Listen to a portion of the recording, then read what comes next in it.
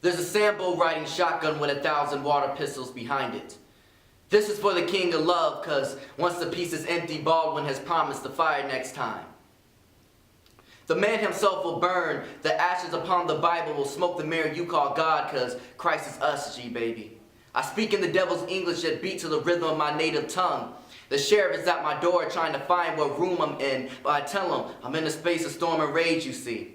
The last person who hit the hard R got sent to the ER when he realized he messed with the wrong brother. The first one who thought taking our movements was cool was dropped, cause he didn't know a dance with cops for us mean one could twerk off gunshots, merely rock their way to prison. Crumple is what happens when the knees applied to the piece of black paper. Dear officer was signed, sealed, and delivered the moment the note itself was unable to breathe.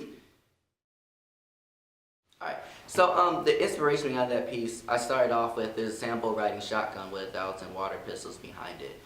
Sambo is a term, is a derogatory term referred to black people and African Americans. It's usually like the cartoon, you know, of the black kid or the black girl with like really big eyes and like really like flush lips that are like super red. And the concept of them holding a water pistol is that it's basically like for years we've been trying the whole method of peace and sending just like love to just like of, you know, doing the marching and like asking for freedom. But sometimes there might be a time where we have to take it.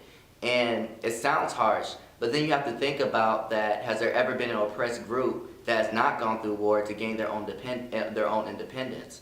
And James Baldwin being one of my favorite authors, he has a book called The Fire Next Time. So when the line goes, there's a Sambo riding shotgun with 1,000 water pistols behind it, this is for the king of love, Martin Luther King. Because once the piece is empty, Baldwin promised the fire next time. Is basically saying that next time, the more you keep pushing us, we may not be so nice. If we keep knocking on the door, like, and we know that you have food in here, but you're not gonna give it to us, we're gonna start banging on it.